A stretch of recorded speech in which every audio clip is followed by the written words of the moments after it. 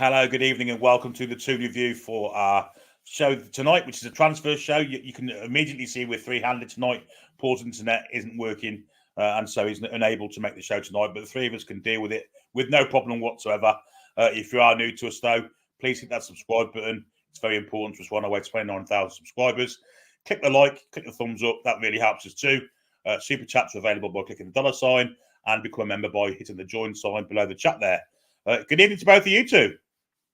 Hello, how are we doing? Good evening. Really good. Some good news today about Joelinton, it seems, Sam. That is welcome, isn't it? I think everybody is going to be really happy to hear that. Yeah, nearing the end of the contract negotiation is fantastic. I believe, if I've read it correctly, that a verbal agreement has been met, and it's just for all the documentation to be signed. I think it's absolutely fantastic news for the club. We have secured the midfield juggernaut, and I think a really nice little byproduct for me is his mate Bruno will be very happy to stay at the club since his mate is secured now. So well-deserved contract, well-deserved pay rise. Yes, very happy. It was imperative we got him signed up, wasn't it, Stato? I mean, to lose a player of the ilk of Joelinton, he's unique, isn't he, in Premier League circles? Well, I mean, at risk of getting too American here, so hopefully the Americans aren't in yet. They're still asleep. But 4 more years. It's very, very important.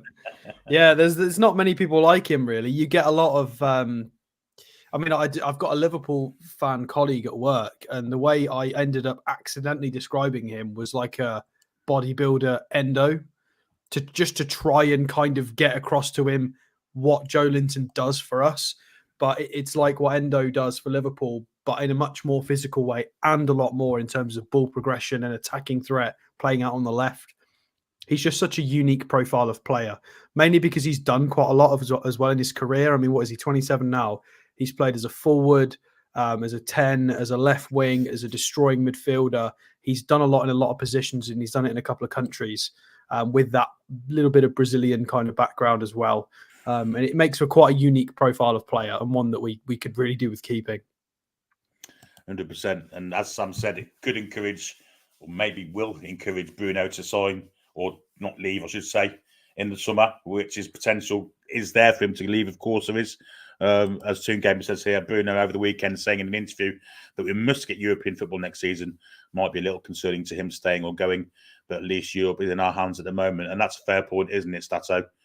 European football will be crucial to Bruno staying, but Joelinton signing also, that's got to be a good thing, hasn't it? Yeah, I mean, he mentioned this. It wasn't just a recent interview. There was an interview ages ago, like a year ago, where he mentioned the same thing. The benchmark has got to be European football, like Europa League, at least. I think these were his words, was Europa League at least, I think he said, or as a minimum, something like that. So, yeah, it's important. It's especially important for him to try and stay relevant in the national team, because I know a lot of national teams, obviously, they just pick whoever. Whereas for a lot of the bigger nations, they want you to be playing in the biggest competitions. So it is integral that he gets minutes in important competitions like the Champions League or the Europa League. And it's just important for the squad as well. It means more minutes to go around, which is going to be vital if we want to improve and increase the squad. So. Well, it's a big game of football, big night of football tonight. We've got the Lionesses playing over in Dublin, and there's also Champions League football. But we're here for a transfer show. So, Stato, who's our first player going to be? It is, if you want to put it up. Yep. Morgan Whittaker. Morgan Whittaker from Plymouth Argyle. Yeah, well, it says he was born. It just says he was born in England, so it doesn't actually say where he was born. But, so for anybody who doesn't know this guy, I think there was a bit of a Welsh flavour in where he's played previously. He spent a season in League One with Plymouth Argyle with reasonable output. Or I think it was about 9-ish goals. We can check when we scroll down. We'll double check that. But yeah, so now in the Championship. So I can already hear a lot of furious typing going, no, we must be buying bigger than the Championship. Well, I would disagree. I think there's absolutely gems to be had in the Championship. The quality of football at the division sort of underneath us is improved dramatically. The gap is closing in quality, and this is one of the guys that is doing very, very well. In fact, it might not be the only one we review tonight who's from a division under. So who is he exactly? Well, he's a forward. He wears 10 for the team, and he can generally play anywhere across that front line, and even maybe behind the striker. So he's a very, very versatile, flexible forward. He plays a lot of minutes on the right-hand side, and he is left-footed. Funny that, because that's kind of the profile everybody's been screaming out for the last 2 years with Paqueta, with Maddison, with DRB. It's been right wing. We need to upgrade Miggy, da-da-da-da-da. It's been this for a very, very long time. So here is a budget young option who could improve or will improve the back end of the squad. Again, you've got players like Richie, who are in theory on the books as a right midfield, right wing, but he's been used everywhere. So we need that kind of rotation, younger option. Now that Isak's 24, he's very much needing to step into senior boots, and he is doing. So 23-year-old, 6 foot. If you've watched him play, I mean, to be fair, JT Toon has just said he looks a bit like Ben Arthur. If you watch him, I don't know if anybody else has noticed this. If anybody's watched much Championship this year, he looks a bit like Ekitike in terms of his height, the way his kind of gangly body's put together and the way he moves. A little bit Ekitike-like, maybe a tiny bit smaller. I think Ekitike is like 6'3", 6'4". So Morgan's a little bit smaller.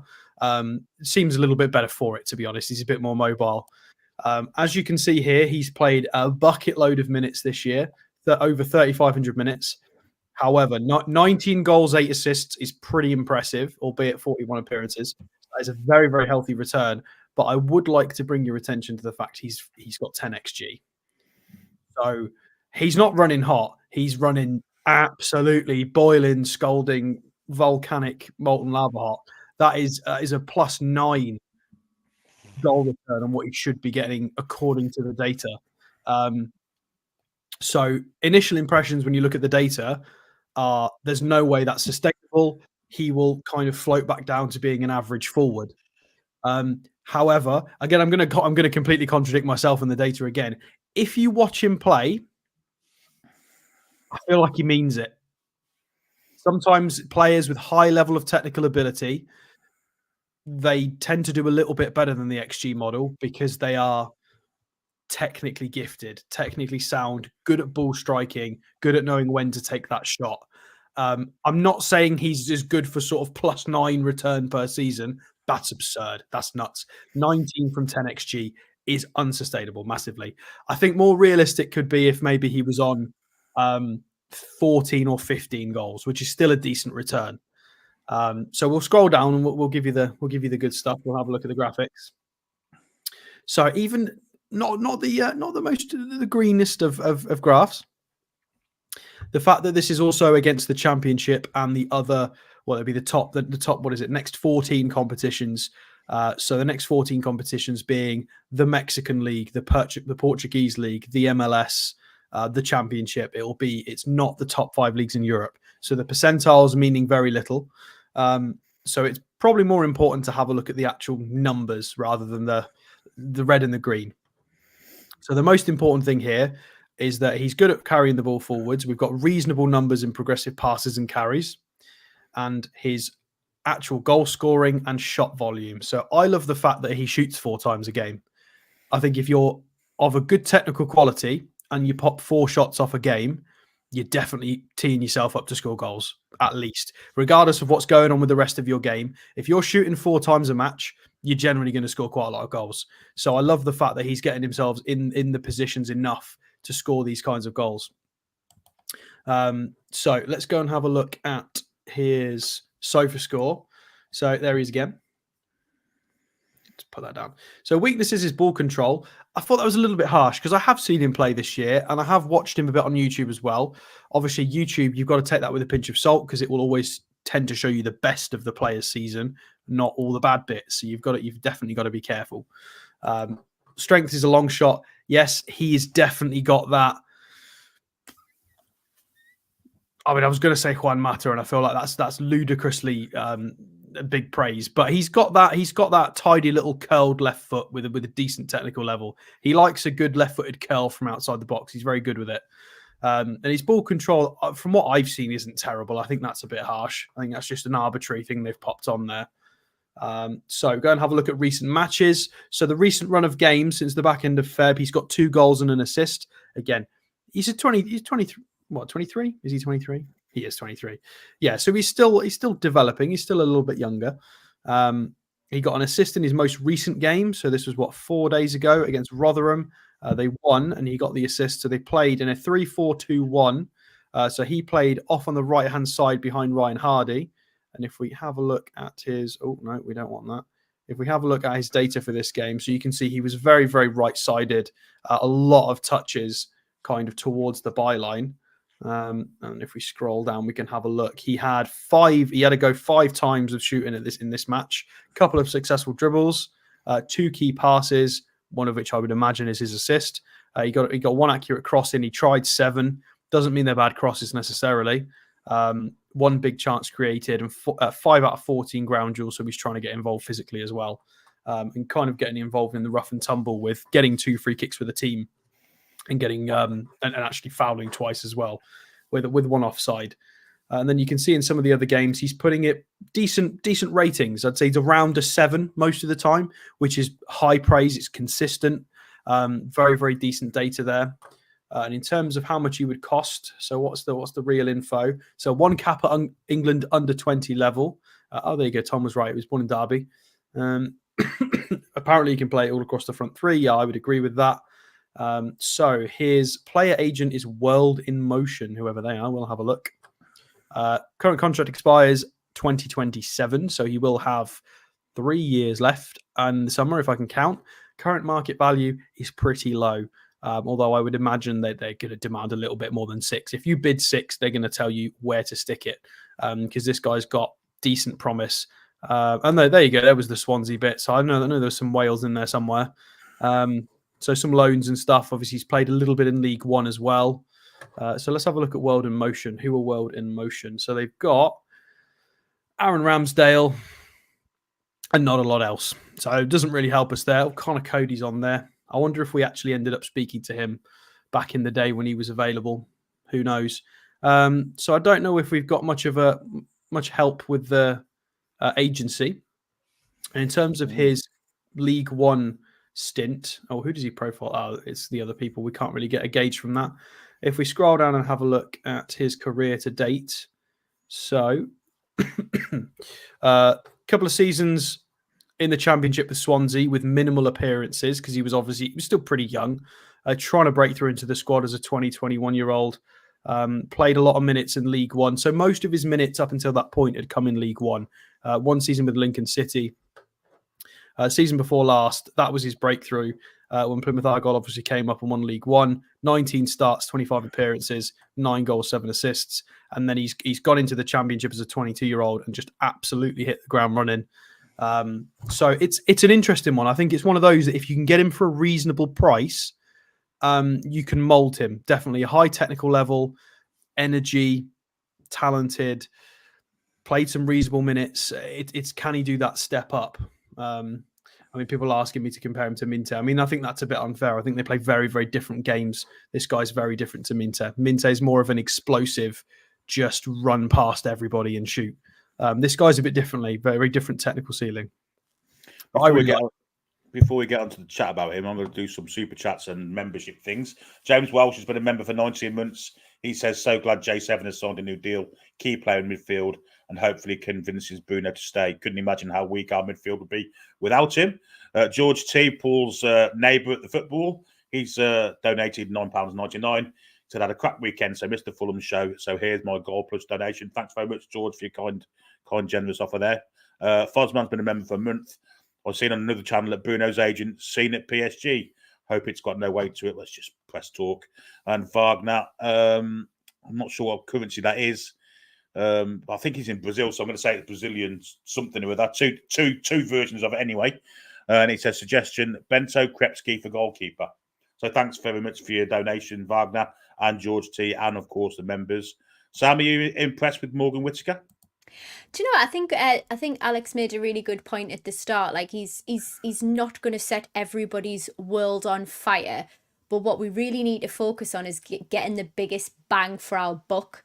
We ultimately want some really great people coming through in the summer, and don't we just deserve it? But actually what Alex is presenting is real viable options to give us that depth of squad that we really need, which is, you know, decimated us this season. So I think he would be a great shout. It's obviously a position that would be beneficial for us to add to. So yeah, he looks good. He looks attacking, and you know, hats off to anybody who's willing to take a shot. He looks like he is willing to get in there, take a shot, and Alex is absolutely right. Some of them are going to come off. So yeah, great shout.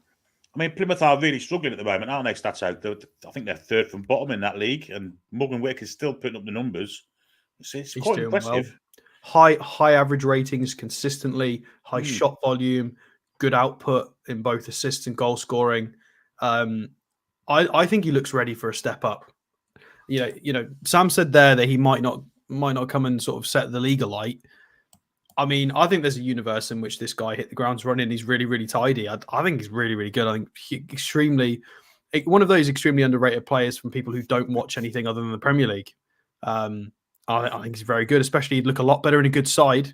And it's what people have got to understand is as well, we don't necessarily have to buy people that are going to be, I know this is going to sound really dumb, but we have to start thinking like a bigger club.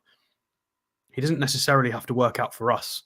He could represent good sell-on value if we can, you know, we might play him a bit. He might be a bit part for a little while, and then we might decide it's not the right fit, but we make money on him. And that's what Chelsea do. It's what Man City do. You know, if we buy him for sort of, I mean, he's valued at 6. I could see them trying to haggle for up to 15 for a player like that potentially. Maybe even more if they really push the boat out. But if he does reasonably well in the Premier League, you could definitely get money on him. You could make money on that for 100%. So it's the same as what we've done with Minte and Garan Qual. We're buying these players hoping that they work out, but it's a decent, it's a safe kind of investment to a point, because if it doesn't work, you've not lost sort of Man United standards of money when the transfers haven't worked. You've not lost 70 mil, you've lost like 7. So it's, you know, we can't replace the squad with stars all in one window. And there's currently another Morgan who stepped up from the Championship into the Premiership playing for Villa at the minute, Morgan Rogers, who's come up from Middlesbrough and is performing pretty well. So for those that are saying we don't want to be looking at the Championship, there are gems down there. So. Go and watch Morgan Whittaker's goal against Sunderland and you'll change your mind, because it was an absolute thunderbolt from outside the box. So go and watch some Morgan Whittaker after the show if you're not sure. Oh, especially getting one past Sunderland. Yes, that's viewing. Lots of hidden gems down in the Championship to be had if you can just be bothered to look for them. Pete's in the chat. Hi, Pete. I hope you're well. He says, oh no, Steve Bruce is on Soccer Special tonight. Well, that means it won't be on my television then. Absolutely not. Ken's, well, he's had his spinal surgery, so that's good news. Well, guys, had the spinal surgery this morning. All anaesthetic now worn off. I now know how a pin cushion feels. Anyway, onwards and upwards. It's been a long time coming, 3 years. Well, get yourself well soon, Ken. Nice to have you with us, even though you've had an operation today. That is proper kind of dedication. That is. Fair play, Chair. James Taylor says, are the transfers you're talking about based on current FFP rules, and what happens if the FFP rules change? No, they're based on what's linked in the press, basically. It has to be linked in the press, otherwise we don't link them. We don't show them. As Stato will testify to, all these have been linked either in the press or on social media by press people, not by anybody. So it does have meaning to it. It's not just random. Yeah, there's players that I've wanted to review that I've had to wait a year or two to even talk about, because we have rules that we don't talk about them unless there's a legitimate link from at least somewhere, even if it is, you know, a small local newspaper at the other end of the side of the world. You know, we can talk about it. There's some comments coming in about Morgan Whittaker. Anthony Clark says Whittaker in great form this season, looks a player when seeing him play. Yeah, he just looked quite good, actually, I've got to say. But then they're talking about Steve Bruce. Then the one said he looks a bit like Ben Arthur. Simon Yorkshire says, I agree with Alex, real gems in the Championship, Whittaker's stats are good. They are indeed. Louise Coleman says, Sal Miggy signed Morgan. So this seems to be quite quite a popular choice is, which is odd, isn't it, for the Championship for us, really? Well, I mean, I predicted that they were going to be there. So, Sorry, do again. I've got one from Lawrence. Real Gems, what top Premier League club is scouring the Championship for players? You're not being serious, I hope. Well, I mean, John McGinn, Robertson from Liverpool, Jared Bowen would all disagree with you. Yeah. I'm not saying it's consistently amazing for plucking out gems, but there are gems in there, and the Championship is a better quality than some leagues around Europe.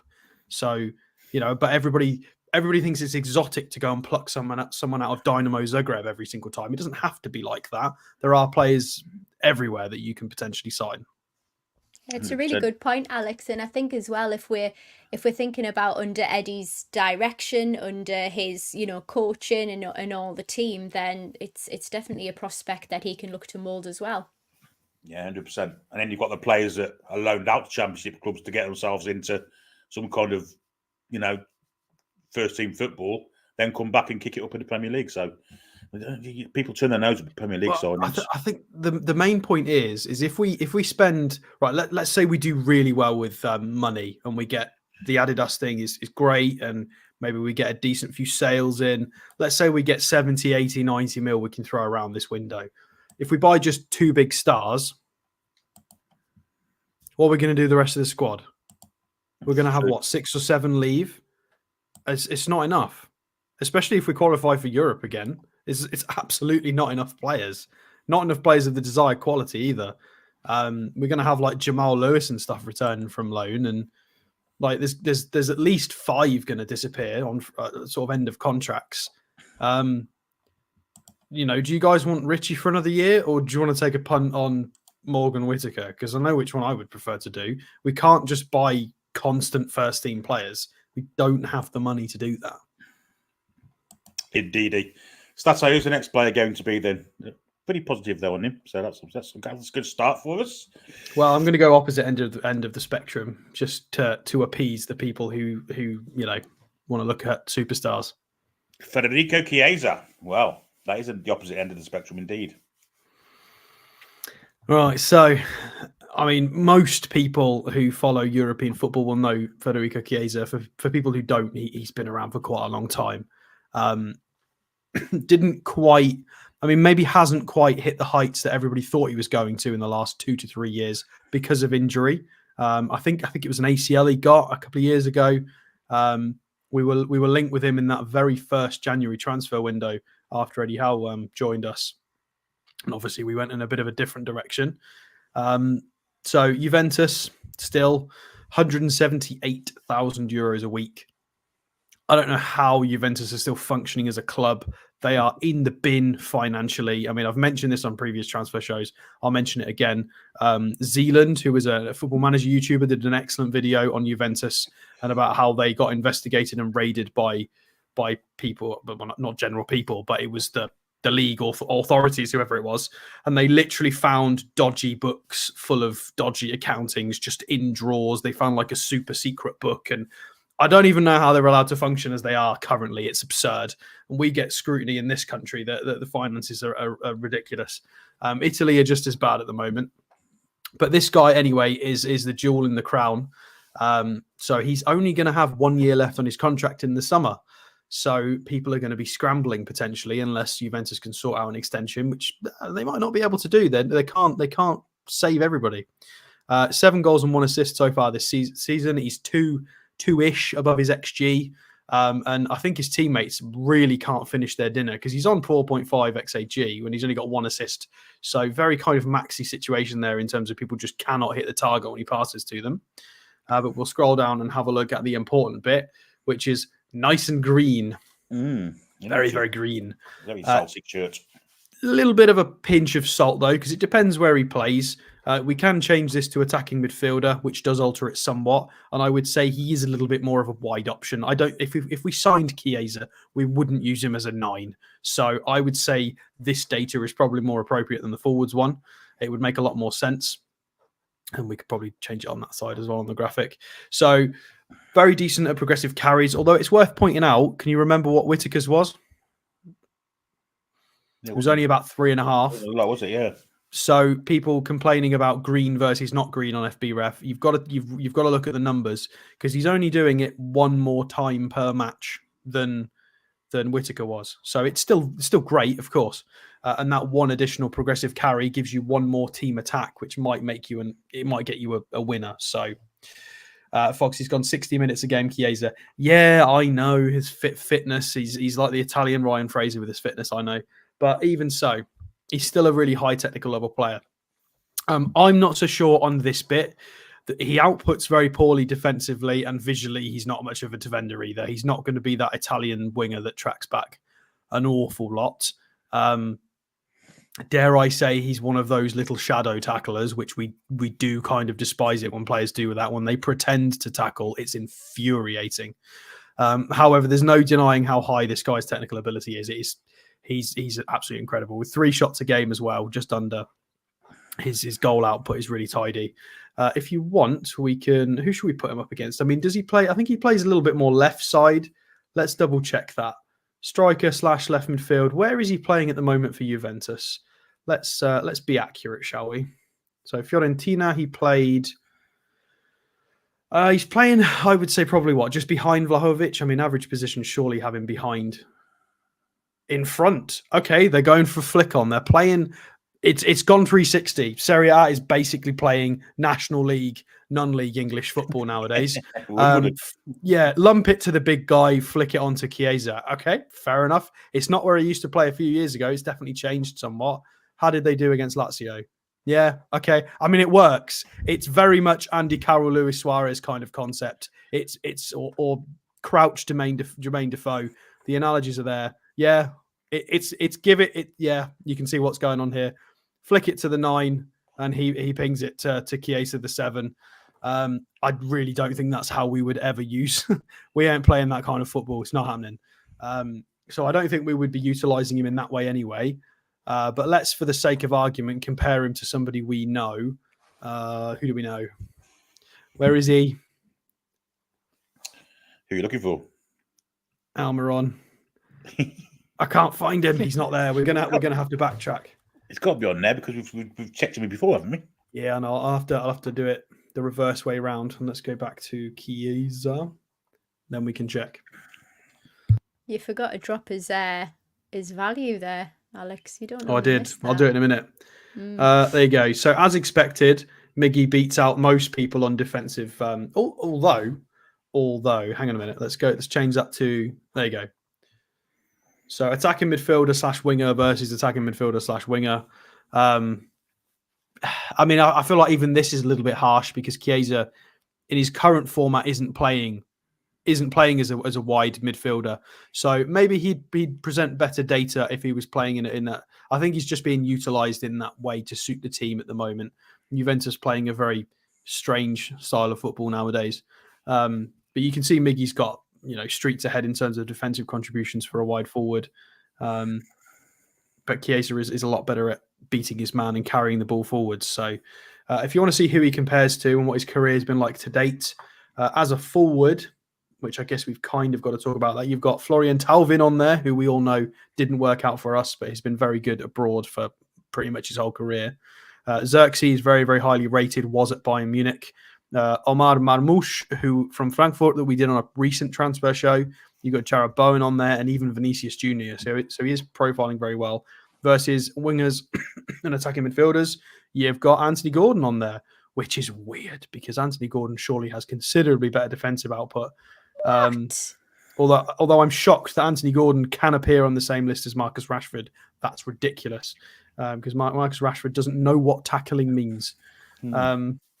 So yeah, very, very interesting list. In terms of his career to date, it is Fiorentina up until Juventus. So very similar to his compatriot. Well, not I was going to say compatriot. Then Vlahovic is not Italian. To his ex-teammate Vlahovic, they both started at Fiorentina and went to Juventus. So he's had a good stint with quite a lot of injuries, but we'll show you those. So lots of minutes from 18 up to 21. He was playing sort of 35, 34, 31 games. And then he did go ping. He did go a little bit ping. I can't remember if it was that year or that year. And then he's managed 2,200 minutes in the 2020-21 season. He's struggled for minutes. So he looks like he's been fairly injured, it would seem, up until this season, where he's managed 26 appearances, 20 starts. So it's looking a bit better. Does it mean his injury record is kind of sorted? Probably not. We can have a look, though. Injury history. That's a fairly long list. Oh, it is quite a long list, isn't it? Oh, dear. Okay, so we've got... I mean, I never like it when they put unknown injury in here. Right, so he's missed 10 days there. He's missed 6 days with a knee problem. 5 days. Oh, he basically just gave himself Christmas off with an unknown injury. Fair enough. Diagnosed by Newcastle's medical team by any chance. A swap scheme with a video. Maybe it's just the theme of medical staff who play for black and white clubs, potentially. Maybe. Yeah, there's... I mean, to be fair to him... I mean, look at that one in 2020. Fitness. Just fitness. Yeah. 26 days for fitness. Lack of fitness. I've had high wages too. Like that wage bill. Well, there was the main injury. So this is the one I was referencing. 45 matches for club and country he missed over sort of 2/3 of the year. But that was quite a few years ago now. And there doesn't appear to have been... Alex, there's more pages, mate. Christ almighty. Oh, there is a page 2. Oh. I don't think I've ever seen a page 2. I think that's the first time on the Toon Review we've actually done a page 2 on the injury list. Yeah, I mean, that's quite bad, isn't it? Muscular problems, adductor, ankle, hamstring, cruciate ligament, knee, tendon irritation, general fitness, general fatigue, and we don't knows. Yeah, I mean, it's pretty bad. Yeah. Again, he's a great player. I think this guy would have really reached the top had it not been for the body of Michael Owen, the Italian Michael Owen, basically. But I really like him. I just, again, I don't want to go for anybody like this. I mean, transfer value, if we go back, what's the main page for him? They're saying his current market value is 40. Obviously, his highest rated back in the day was 70 when he was an absolute superstar. He's going to have 1 year left on his contract. I mean, who are Leon Sports Group? They're an Irish. How the hell has he got an Irish agency? How's that worked out? Who do we know? Ivan Freshneda. I mean, we definitely spoke to his representation because Nixon got spotted watching one of his games as a photo of him. And your mate, Alex? Who's my mate? Lukijovic. Oh, yeah, I got a selfie with Lukijovic in the Cellar Cup because he was still playing for Fiorentina at the time. I actually have him in my Football Manager save at the moment. Do we know anyone else? I don't think so. Sergi Dard, I've heard of. God, Miralem Pjanic, that's a blast from the past. Marcus Alonso, no, not really. The only player we've probably had dealings with, or at least with the representation, will have been Ivan Freshneda. Yeah, so what do we think? What do we think, guys? Great player. He's a sick note, but no. Yeah, that's it. It's a sick note issue of it, isn't it? Fantastic footballer, though. He really is. Let's do a few comments. Christ almighty, 2 pages of injuries. Jesus. One of our American viewers, Pod Mags, joining late, been in bed with burned retinas from the eclipse yesterday. Where are the lads and lasses? Jeez, wear the glasses. Wear the glasses. Or otherwise, just put a hole in a bit of paper. This is why we make fun of Americans. Don't look at the sun. Minte is the man, even at 19, says Jan. Is he a dribbly boy? Are we talking about Whittaker here still, I think? Yeah, I think we are. I think I need to come down a bit. Yeah, we need to skip a few comments. Sorry, guys. Let's come down to the bottom and then come back up again. We've got another super chat, incidentally, before going any further, from M Dog. He says £2 super chat. Chiesa is injury prone and on high wages. In capital letters, avoid. I tend to agree with him. To be fair, I think we all do. To be honest, yeah, this is what people are saying. Injuries, obviously, things like this. With this much injuries, we're bound to sign him. Sounds perfect for us. No, his groins are good. Good groins. Wow, that's an interesting comment. Absolutely, that's an interesting one. Sounds like a fit right in. Get him sides as Harple. Buzzcock says, wouldn't touch him with a 10-foot barge pole. Chiesa is way too injury prone. And an interesting one here from Supreme Lord Luther, who says, shouldn't we be doing a transfer show on medical staff? Seems like we're in desperate need to clean house before the owners need to build a hospital instead of a new stadium. Yeah, I guess. That hits hard, doesn't it? It does indeed, yeah.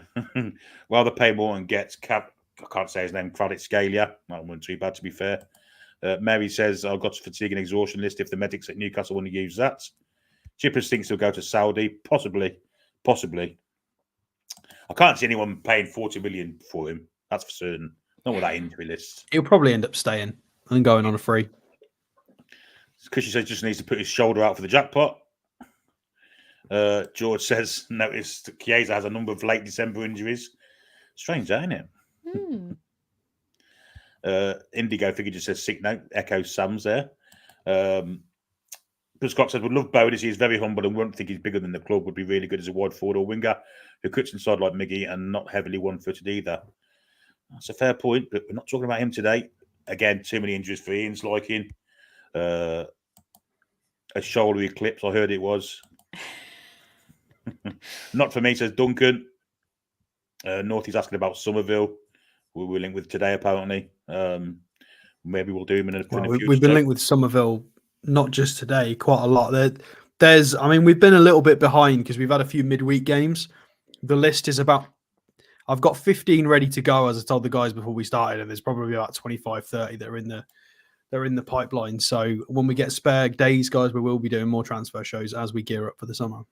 I mean, the Leeds fans won't want to lose Somerville. They'll be singing "Don't Leave Me This Way" to them, no doubt. That was quite a witty joke there, and no one got it. Well, I'm just distracted by Jan's comment, and it's one of the things I'm trying to get through to people is we don't have that much money. Florian Wirtz, I don't think we even have enough money for just one of the players in Florian Wirtz. I don't think we could afford him right now. That's just one. If we bid anything less than 80, they would just giggle at us down the phone and just hang up. Like, nope. They just think it was funny. They think it was a joke. Like, that kid's going to go for over 100. We don't have that sort of money. Unless this luxury tax comes in. You just don't know, do you? And I think in that case, we can have a really fun show. But right now, I think we need to act on where we are right now by the rules that we need to abide by until God we can't that plan. Comes in. I mean, to be fair, they're probably planning. Yeah, we might have if the rules change. Yeah, I would agree. I think that the club will probably be already exploring different ways of attacking that transfer window based on what the outcomes might be. 100%. They'll have teams working on this. I've no doubt. Right, let's go for the third player then. We're racing through these tonight. I'll say that we've done two and it's 40 minutes in. Our next player is Mohamed Simakan. I know this fella. Centre-back, isn't he? He is indeed. So this guy's a bit more of a household name because he plays in the Champions League quite a lot. Although it's another one of those centre-halves that is going to be super, super pricey. However, this one is more realistic purely because all of our centre-halves have gone ping. And we need one. We absolutely need one. So Jamal Lascelles is not the long-term option, nor is Fabian Schär to a point because he's old. So we need some young centre halves. We really do. We can't just have Sven there doing everything because he'll have his ups and downs as we've seen, and he's not going to be available to probably about Christmas time. So this guy is a right-footed centre half that would very likely play in sort of Fabian Schär's role at the moment. 23-year-old Frenchman born in Marseille, playing for RB Leipzig in the Bundesliga. So he is 6'1.5". Again, FBref with their half inches. He's probably 6'2". So he has played 27 appearances this season in the Bundesliga with just shy of 2,000 minutes. 7 appearances in the Champions League, which is important to note. 600 minutes. He's played against the likes of Man City and stuff this year. So plays for the French national team as well and the youth levels. So very, very highly rated. And at nearly 24 years of age, he's definitely not a baby defender. You know, it's a bit harder to gauge when they're 19 or 20. When you look at your sort of Diamandes for Sporting Lisbon and stuff, I think you know that they're going to be really, really good, but it's really hard to kind of gauge. It's better when they get to this age, they're a little bit more. They've developed a lot more, and you can kind of tell where they're going to be. if we scroll down and have a look at the actual data for him. Just before you do that, that's how the Lionesses are 1 up in Ireland. Yeah, we're 1 ahead. So, yeah, it's not good. And as you can see, he's really, really good. However, he does play, it's marginally inflated and dare I say, somewhat useless to us because he's played multiple positions this year in fullback and centre half. So kind of been used in a similar way to Man City and Arsenal are using their fullbacks, in that he's kind of an athletic, beastie kind of defender that plays chunky fullback / centre half. He can be an aggressive, strong, big fullback, but he's not a traditional fullback. He's not a flying fullback. He's a bit more of a, we've lost Billy there. You know, but it's the mold of the new fullbacks, isn't it? A lot of teams are using those powerhouse athletic fullbacks who are technically sound. This guy's very quick as well. If you've watched him play, a lot more people probably have seen him play because they've been in the Champions League this year. So it's more likely you will have seen him in an evening on one of the television channels. You've possibly even seen him in a French shirt because he's played against England, I'm pretty sure, before. So it's very likely, but most people here will have seen him at least once.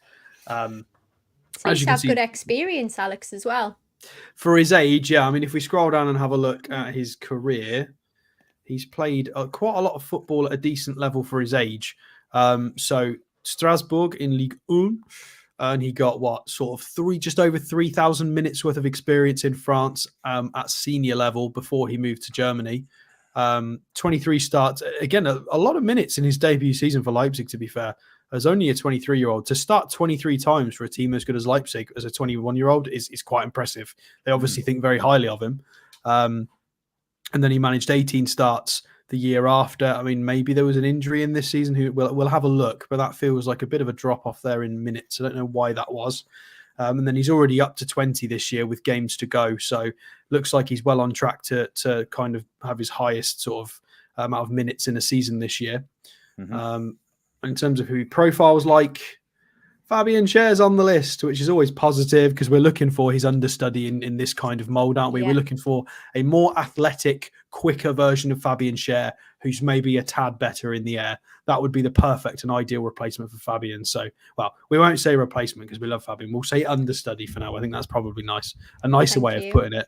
And yeah, profiles really well. You've got Schlotterbeck on this list, who we know was potentially the backup for Sven Botman before we got Sven. Yep. Scalvini, who we've looked at previously, super, super highly rated. Ben Mee and Jules Koundé, of course, decent centre-halves as well. Well, Jules Koundé is a very good centre-half.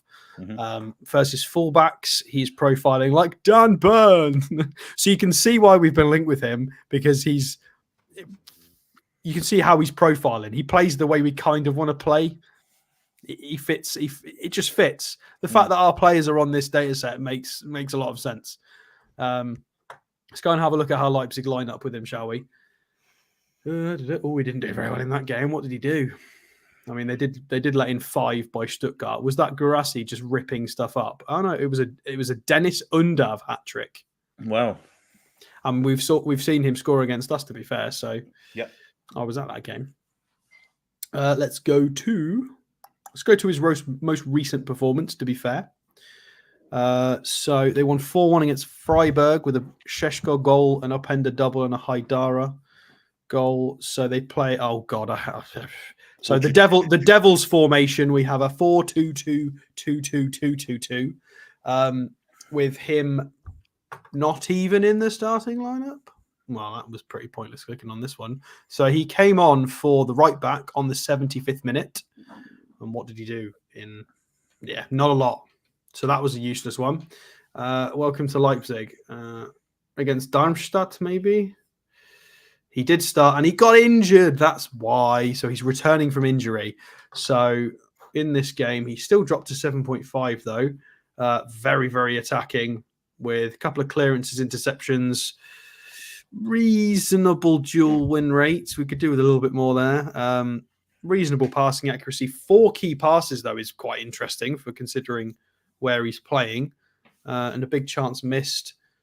Have we got him against some slightly more decent opposition? Maybe against Gladbach or against Bayern is always a good a good one to look at. So against Bayern, he started as a centre half in this game. So nice versatility there. The fact that they're trusting him enough to move him across as the centre half. Decent heat map in this game. Couple of clearances, couple of block shots, 4 tackles. Good return on his duels there. Again, reasonable. Well, much better passing accuracy. 4 accurate long balls. Yeah, you can see what this guy's about, and he's had a pop. He's done a Fabi, and he's probably tried to shank this from 30 yards out. It's very possible. And then he's transfer marked. Let's have a look at him. So 7 caps for the under 21s. So it might have been the tournament in the summer, Billy, that he played in potentially. So it's very possible that we actually did a watch along on him and completely didn't realise at the time. I think we did do a watch along for France at some point, didn't we? Yeah, we did England France, didn't we? Yeah, we must have done. So we will have literally done a TTR watch along with this guy in the team. So France and Guinea, but obviously plays for France. He's not capped at national team level though. So if his career falls off a cliff, he might end up going and playing in AFCON. So you can see the versatility there in terms of where he can play along the back line. Currently Linus rated. has just scored a pen, by the way. Greenwood. Sorry, Alex. No, that's all right. Yeah, Toon Game is saying is a 59 mil release clause. I've heard 70. I've heard it's anywhere between 50 and 70, but 70 was what I've seen. So there is a rumored release clause yet. There seems to be a couple of variations as to what that is. It's a lot, put it that way. It's a lot. It's going to mean they wouldn't accept anything around this, to be fair, I don't think. Bless you, Alex. Thank you. So player agent, BS group. we won't look into what that is. Who do they have? Seko Mara, of course, who we were rumoured to have looked at before he went to Southampton. I wonder how he's getting on. I haven't looked at him in a while. I don't think he's getting many games, to be fair to him. He was incredible. Do you remember when we watched the Toulon tournament for Ekitike? Yeah, all we could see was this guy just ripping it up. He was fantastic, yeah. Balde's there, Chuckswater. No, not really anybody that we would know. I mean, we don't have an enormous African contingent at the club anymore like we used to, apart from obviously Minte that's out on loan. So not particularly, no. What do we think, guys? I mean, it would have to be, I would imagine, a triggered release clause to get him. So it's going to be at least sort of 50, 60 million pounds. I mean, yeah, Toon Game has just said 70 million euros. So I think we were both correct. I think we were just quoting in pounds versus euros. Good player, hell of a player. We'd need that luxury tax, I think, though. Yeah, this is again that sort of that higher rank that we would need to go into. But again, for me, if we're playing with, luxury tax money, could there be better people out there? But he certainly looks promising. Yeah, he's a hell of a player, I've got to say. He is a really good player. Mohamed Simakan and doing it at the top level as well. So, yeah, that's definitely an interesting one. But again, we need that luxury tax, I think. I think the experience will help us though as well. Like, we need people who've got that experience who won't be overcome by those sort of big games that we want to get into next season. So yeah, 100%. Yeah, absolutely. And I'd actually say I think Shea would be his understudy. Love that. Maybe not immediately, Billy Protege. Oh. Yeah, I forgot to pick his injury record. Oh, don't ruin the dream. Don't say it's over. Oh God, has he got 2 pages as well now? Oh yeah. It's not too bad, to be fair. When he's out, it's a little knock where he misses 1 game typically, and it's been like that for 3-4 years. Yeah, he's all right. He's fine. A couple of tricky ones earlier on in his career in France, but since he's been in Germany, he's not been out for any more than 7 days. Yeah, I've not seen many people out with an arthroscopy before, I must say. But there you go. That's his injury. It's not too bad, is it? Since he went to Germany. Yeah, I mean that's what 3 seasons ago. He's not missed more than 7 days in any one period of time. Although you could argue that is the same period of time. November 25th. November 20th, that is the same. It's just, it developed from a cold to COVID. That's probably the same period of time. COVID, yeah, that's just, we'll give him that. Indeed. So not too bad injury-wise. I've just got rid of that. You did it again, and then back on again. That's what people are saying. If he plays for a Red Bull team, says Fubar Steve, I wonder if Mitchell couldn't influence a good transfer. Out of all the potential DOFs you covered, I still think Mitchell is the man for the job. That's a good point. Good shout. Lloyd Kelly is another crop player, wouldn't touch, says Pod Mags. Is he the French Dan Burn, says Crispy Bacon. Great name. Which version of Dan Burn, though? What the flying fullback, says Supreme Lord Luther. Why are people wanting Lloyd Kelly? He's looked awful throughout the season, in his opinion. More like Ben White, said Toon Gamer. That's probably a better. Yeah, amazing. He wasn't in the comparison list, actually. Question is, how much would he cost? 40-50 million. If so, could get him or win our show with Kelly on a free. Interesting. Harp also sounds like a Yango and Bira regen. Niall seen him in one game. He looked quick. Out of everyone, he's the best, says Ben. So yeah, there are a lot of people saying he's a hell of a player. Hell of a player. Really good player. Right, let's go for number 4, shall we? Let's go for number 4. We'll hide that current comment and we'll come for number 4.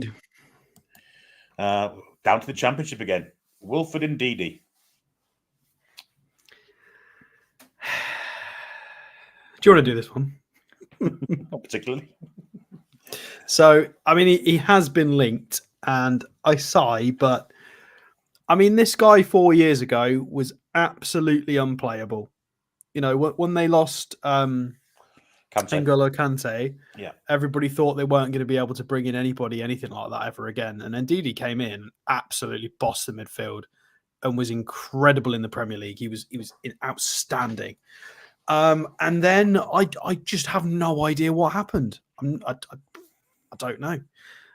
So he definitely dropped off a cliff in terms of competency, because despite Leicester's plethora of decent talent, they were crap last year in the Premier League. They couldn't so much as get a foothold in any games. I don't think the managers helped, but you know, when they came to St James's Park, I think we were so dominant. We basically had more than 100% possession. It was ridiculous. I mean, they made there was that late shot at the end of the game that Nick Pope saved, but apart from that, it was all us just constantly attacking, marauding.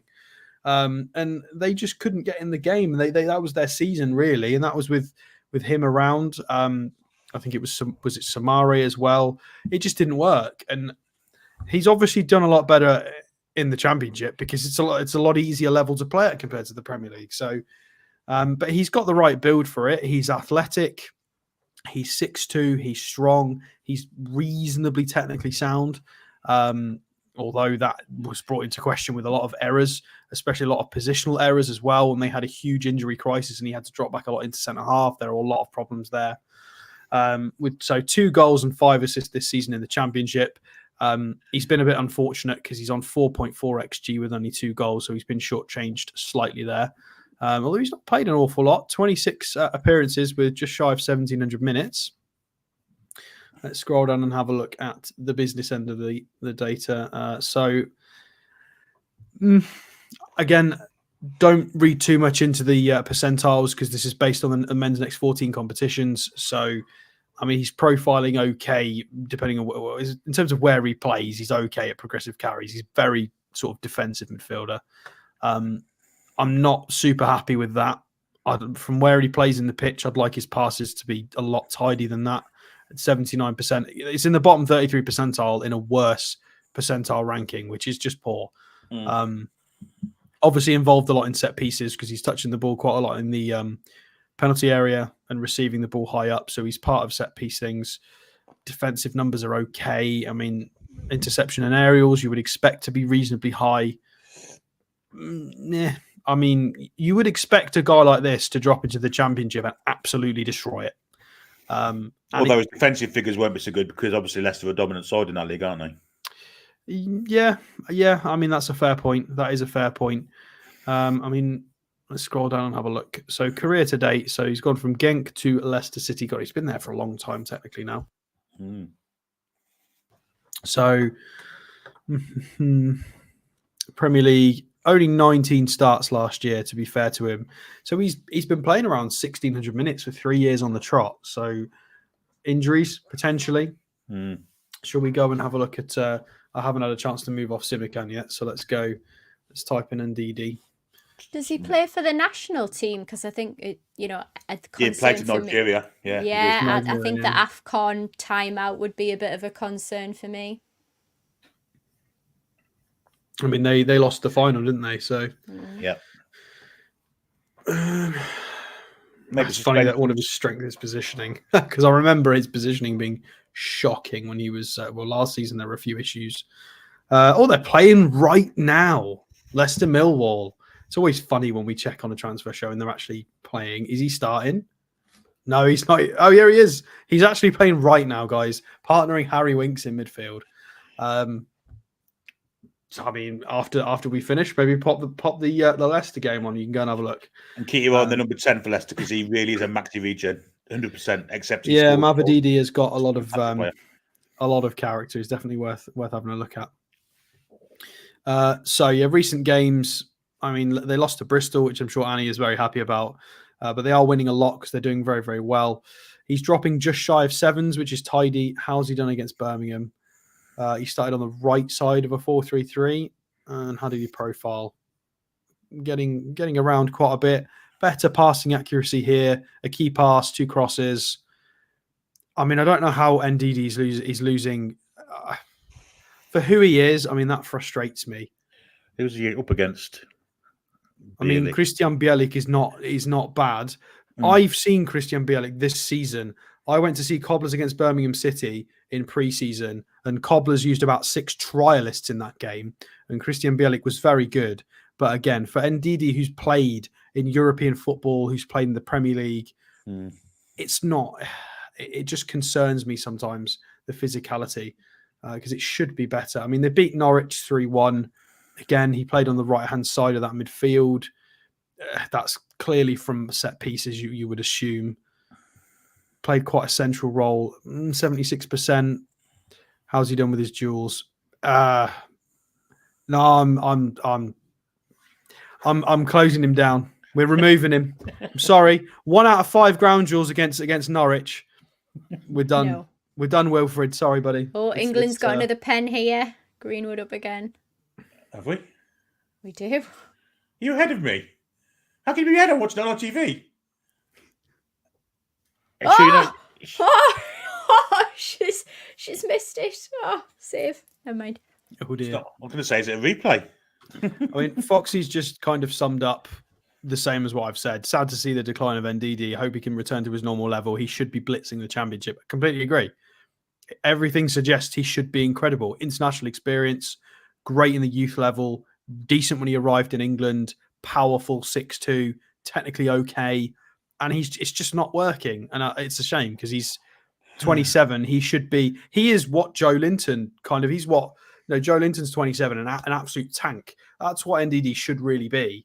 Maybe not quite as he's not got that sort of gait that Joelinton's got, but yeah, it's a shame. Yeah. Scott says, I think Kieran Gisby Hall is a great option for us. Would cost about 15 million. I think there were more than that for him, to be fair.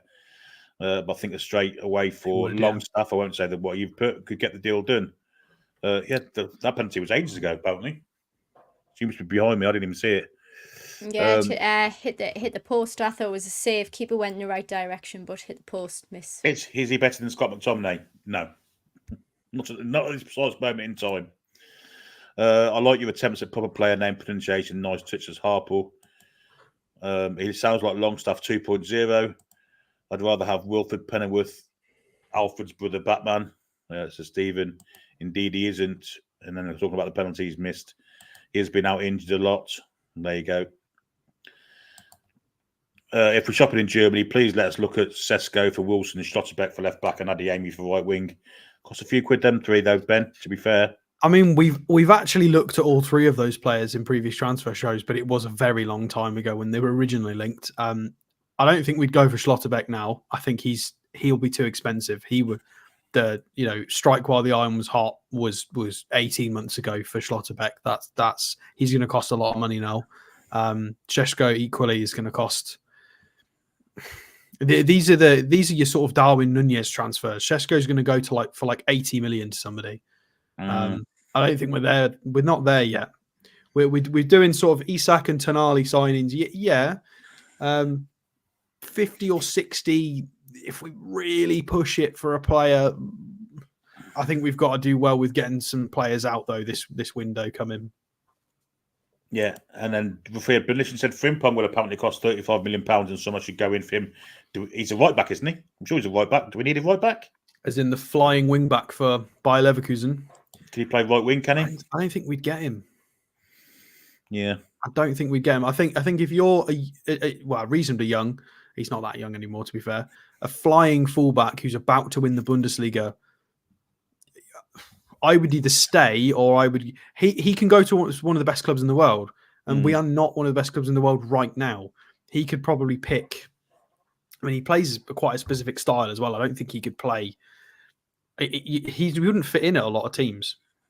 He's a very old school flying wing back. He wouldn't play for like a Man City because they don't play that way. Like Kyle Walker's not a, it wouldn't work. I don't think we get him. That's it then, folks. We'll just read Coffee's comment. If you're enjoying the stream, don't forget to hit the like and subscribe button. It's free to do so. Feel free to use the Super Chat feature or become a member and help support the channel. We've come to the end. We've done 4 players. Different degrees of success with them, I guess. Then Ndidi didn't even get to the end of him. He was that bad.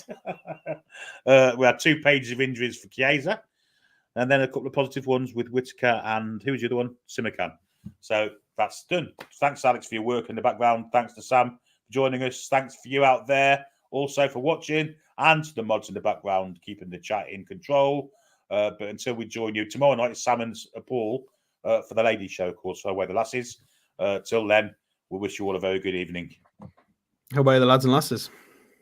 Come back and check on some